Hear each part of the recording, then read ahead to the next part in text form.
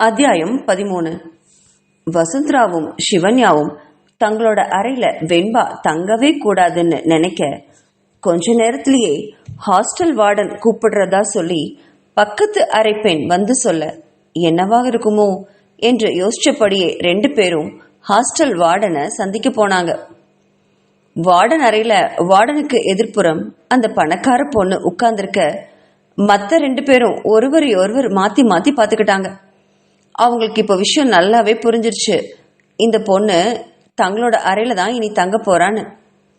வார்டனை பார்த்த Shivanya yes madam அப்படின்னு மரியாதையா சொல்ல, சிவன்யா இந்த பொண்ணு பேரு வெண்பா, இவளும் உங்க கிளாஸ்மேட் தான், இப்போ உங்க ரூம்மேட்டாவும் ஆகருக்கு இங்க ஜாயின் பண்ண போறா என்று சின்ன புன்னகையோட சொன்னவர், நல்லா பார்த்துக்கோ சிவன்யா, ரொம்ப பெரிய பணக்கார வீட்டு பொண்ணு, எந்த பிரச்சனையும் உங்களுக்குள்ள வரவே கூடாது, அட்ஜஸ்ட் பண்ணிக்கோங்க சரியா என்று கூறியவள் வெண்பா பக்கம் திரும்பினா. வெண்பா, இவ பேரு சிவன்யா, அவ பேரு வசுந்தரா, 2 பேருமே ரொம்ப நல்ல டைப்பு. மற்ற ரூம்ல நீ தங்கறத விட இவங்க ரூம்ல தங்கறது ரொம்ப சேஃப்னு நான் நினைக்கிறேன். இவங்க 2 பேருக்கும் எந்த கெட்ட பழக்கமும் இல்லை. சிவன்யா ரொம்ப நல்லா படிக்கிற பொண்ணு, மெரிட்ல ஜாயின் பண்ணிருக்கா. இவ கூட நீ இருந்தீனா உன்னோட படிப்புலையும் நல்ல முன்னேற்றம் வரும் என்று சொன்னவ சிவன்யாவை பார்த்து வெண்பாவை அழைச்சிட்டு போமா என்றார். பக்கத்துல வசுந்தரா இருக்கிறத அந்த வார்டன் கண்டுக்கவே இல்லை. அது வசுந்தராவோட மனசுல உறுத்ததான் செஞ்சது. சிவன்யாவுக்கு தான் எங்க எப்ப போனாலும் முதல்ல அவளுக்கு தான் மரியாதை கொடுப்பாங்க. ஏன்னா அவ ரொம்ப நல்லா படிக்கிற பொண்ணாம். அது வசுந்தராவுக்கு கொஞ்சம் பொறாமைய உண்டு பண்ணிருந்தது. ஆனாலும் தன்னோட படிப்புக்கும் சிவன்யா தான் ரொம்ப உதவி செய்யறனால அதை மறைச்சு சிவன்யா கிட்ட அன்பாவே பேசிட்டு இருப்பா வசுந்தரா. வெண்பாவை அழைச்சிட்டு போன சிவன்யாவும் வசுந்தராவும் அவங்களோட அறையில கொண்டு போய் விட்டாங்க.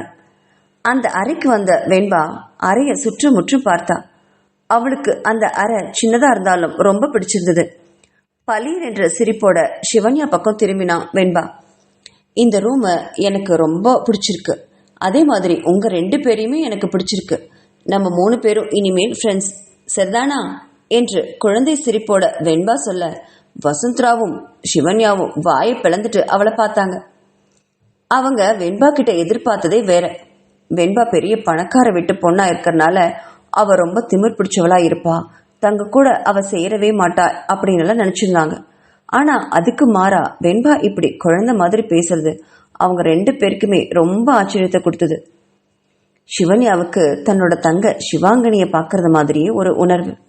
அவளும் அழகா புன்னகைச்சபடி, சரி வெண்பா, இனி நம்ம 3 பேரும் ஃப்ரெண்ட்ஸ் சரியா என்று 3 பேரும் மாறி மாறி கையை குலுக்கிட்டாங்க.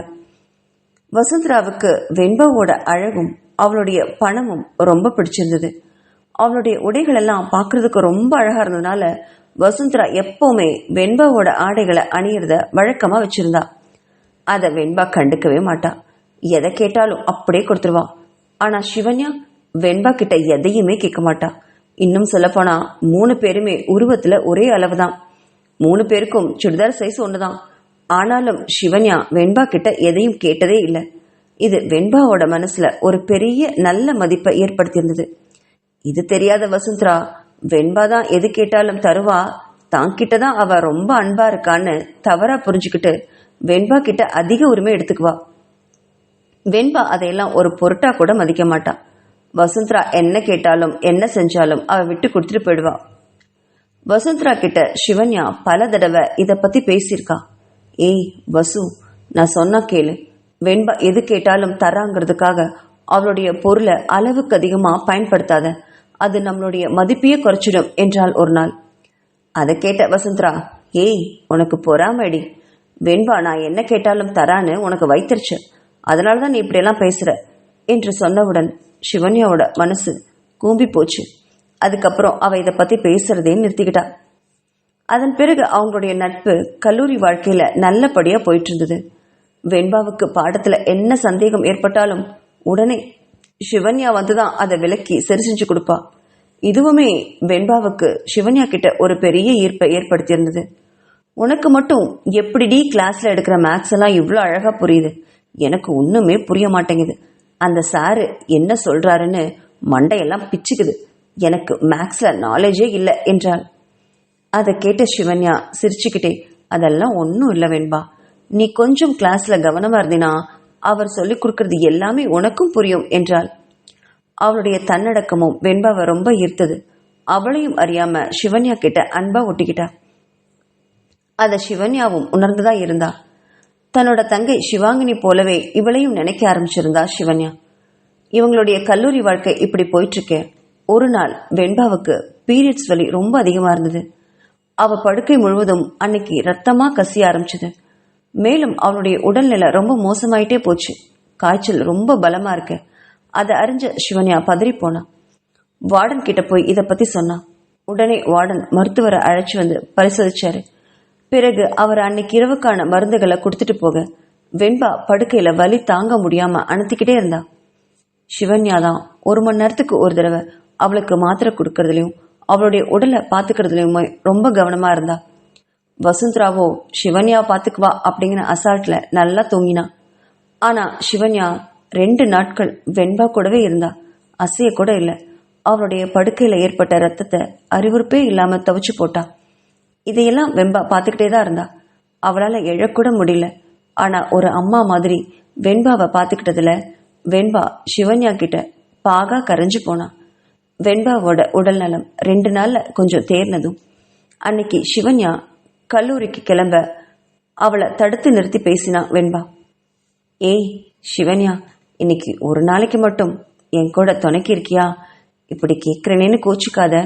என்னாலதான் உனக்கு 3 நாள் கிளாஸ் போச்சு. இருந்தாலும் இந்த ஒரு நாள் மட்டும் என்று கண்கள் கலங்க கேட்ட வெண்பாவை பார்த்து பதறி போனான். ஹேய், என்னடி லூசு, இதுக்கெல்லாம் யாராவது அழுவாங்களா? என் கூட இருன்னு சொன்னா இருந்துட போறேன், அதை விட்டுட்டு என்று ஓடி வந்து அவளை அணைச்சுக்கிட்டா. அவ மார்போடு சாஞ்ச வெண்பா கண்கள்ல கண்ணீரோட, என்ன மன்னிச்சிரு சிவன்யா, என்னாலதான் உனக்கு 3 நாள் படிப்பு போச்சு என்றாள். சேச்சே, அதெல்லாம் ஒன்றும் இல்லை வெண்பா, மனசை போட்டு வீணா குழப்பிக்காத. நீயும் எனக்கு சகோதரி மாதிரி தான் என்று அவளை தட்டி கொடுத்து அரவணைச்சா. பாத்ரூம்ல இருந்து வெளில வந்த வசுந்தரா இவங்களுடைய அந்யூன்யத்தை பார்த்து பொறாமப்பட்டா. ஆனாலும் அதை வெளிக்காட்டி கொள்ளாம, என்ன 2 பேரும் இப்படி கொஞ்சிட்டு இருக்கீங்க? ஏய் சிவன்யா, இன்னைக்கும் நீ காலேஜுக்கு மட்டமா என்று கிண்டலா கேட்டபடி வெண்பாவை பார்த்து, ஏய் வசு, ஏண்டி எனக்கு உடம்பு சரியில்லைன்னு தெரிஞ்சும் நைட் இப்படி கொரட்டை விட்டு தூங்குறியே, உனக்கெல்லாம் மனசாட்சியே இல்லையா என்றாள் வெண்பா. நான் என்னடி பண்றது, எனக்கு நைட்டு 10 மணி ஆச்சுன்னா ஆட்டோமேட்டிக்கா தூக்கம் வந்துடும். இதெல்லாம் ஒரு குத்தமா? உன்னை பார்க்கறதுக்கு தான் சிவன்யா இருந்தாலே, அப்புறம் என்னடி என்றாள். அதுக்கப்புறம் வெண்பா இதை பத்தி எதுவும் பேசல. சரி வெண்பா, நான் காலேஜுக்கு கிளம்புறேன். உன்னோட ப்ளூ கலர் சுடிதார் இருக்குல்ல, அதான் இன்னைக்கு நான் போட்டு போறேன், சரியா என்றவள் அவளுடைய சம்மதமே இல்லாம வெண்பா பக்கத்துல இருந்த கபோர்டை திறந்து ப்ளூ கலர் சுடிதாரை எடுத்துட்டு அதை அணிஞ்சிட்டு போனா வசுந்தரா. அவ போனதுக்கு அப்புறம் சிவன்யாவை தன்னோட பக்கத்திலே உட்கார வச்சு அவளுடைய மடியில படுத்துக்கிட்டா வெண்பா. வெண்பாவோட தலைய அன்பா கோதி விட்டா சிவன்யா. என்னாச்சு வெண்பா, உனக்கு ஏதாவது என்கிட்ட பேசணுமா, ஏதாவது பிரச்சனையா என்றவளை நிமிர்ந்து பார்த்தா. சிவன்யா, நான் உன்கிட்ட பர்சனலா எதுவுமே இது வரைக்கும் சொன்னதே இல்லை, இப்போ சொல்லவும் தோணல. ஆனா இன்னைக்கு உன்கிட்ட ஏதோ மனசு விட்டு பேசணும்னு தோணுது என்று கூறியபடி நிறுத்தினான். சொல்லுடா, என்ன விஷயம் என்று கேட்டவர்கிட்ட, எனக்கு அம்மா அப்பா யாரும் இல்லை. சின்ன வயசுலேயே 2 பேரும் இறந்துட்டாங்க. அதுக்கப்புறம் என்னோட அண்ணன் தான் எனக்கு அம்மாவுமா அப்பாவுமா இருந்து வளர்த்தினாரு. அவர் தான் எனக்கு எல்லாமே. ஆனா எனக்கு எப்போ ஒரு பயம் இருந்துகிட்டே இருக்கும்.